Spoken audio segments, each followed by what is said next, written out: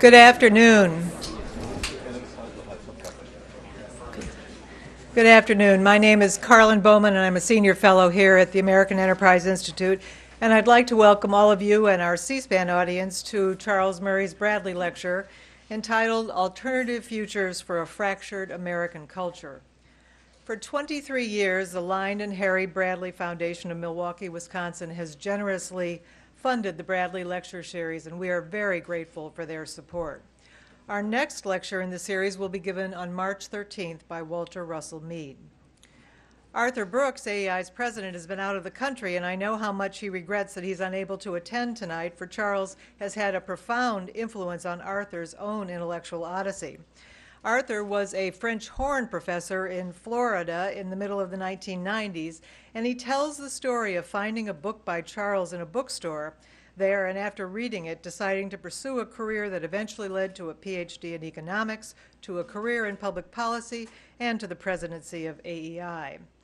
I know I speak for my colleagues at AEI when I say that Charles has had an enormous influence on all of us. He is a cherished and valued colleague.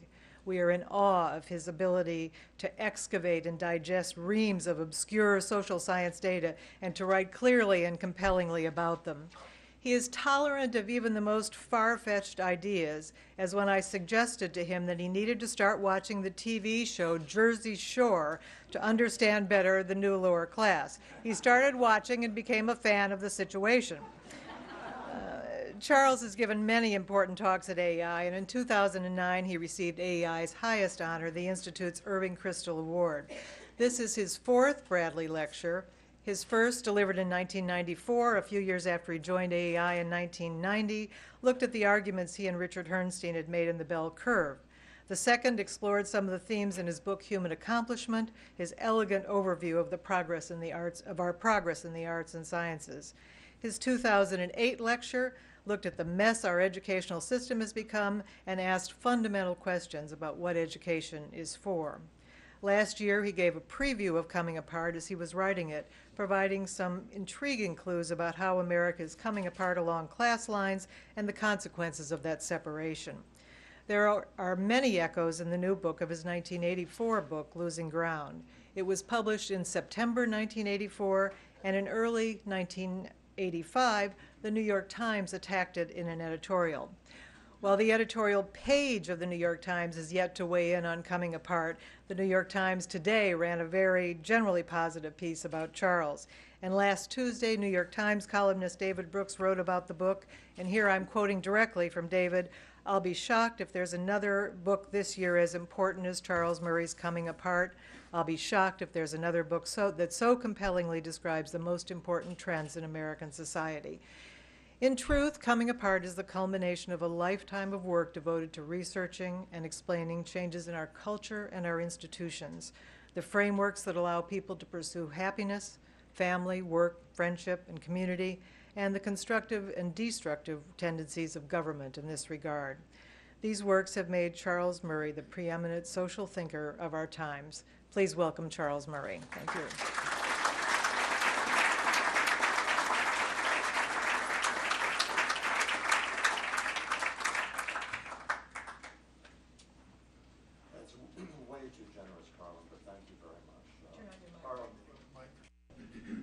Carolyn, I was just saying that's way too generous, but thank you very much. Carolyn is not only a colleague, she is a dear friend. The good news about tonight's lecture is that it has nothing whatsoever to do with current politics. There's nothing about Mitt, Newt, Rick, or Ron.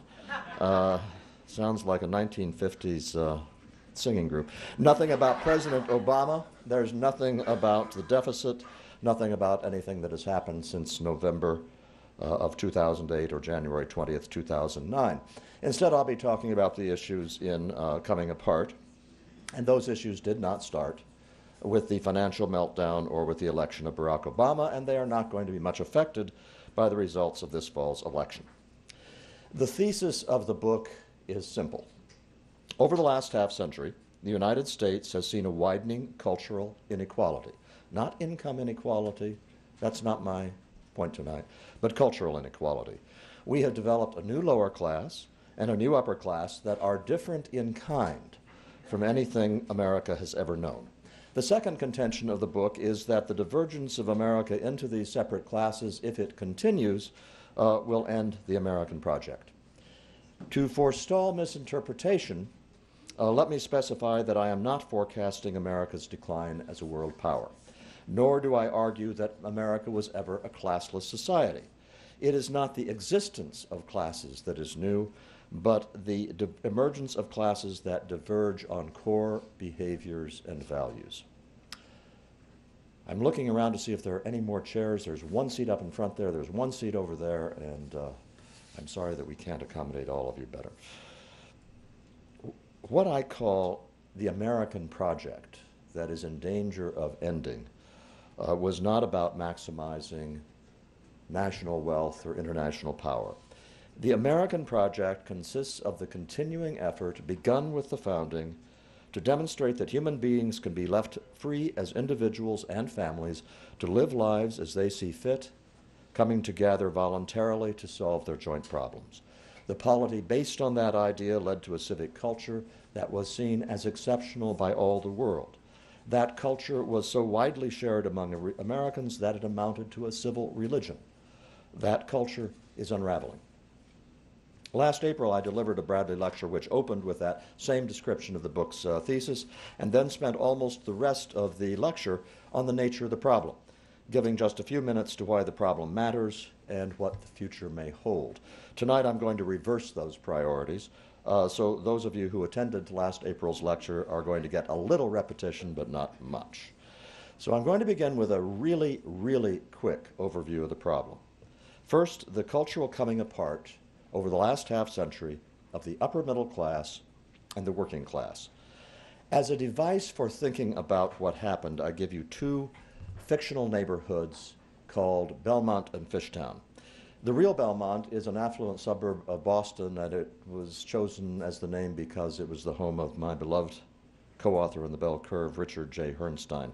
The real Fishtown is a neighborhood in Philadelphia that has been a white working class neighborhood since the Revolution.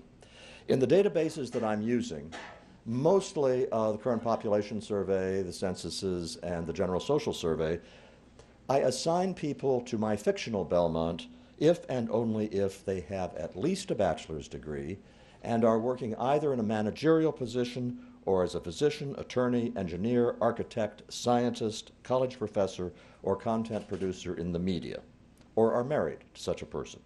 To be assigned to Fishtown, people must have no more than a high school diploma in terms of education, and if they work, it must be in a blue-collar job, a low-skill service job, such as cashier, or a low-skill white-collar job, such as a mail clerk.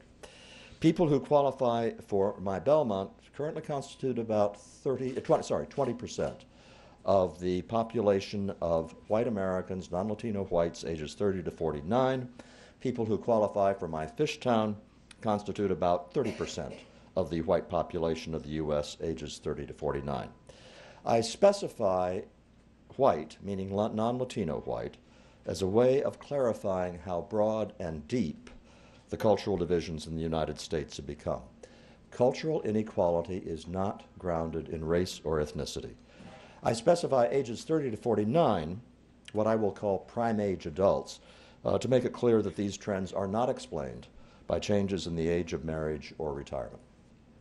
In Belmont and Fishtown, here's what happened to America's common culture between 1960 and 2010 on four key institutions: marriage, industriousness, honesty, and religiosity.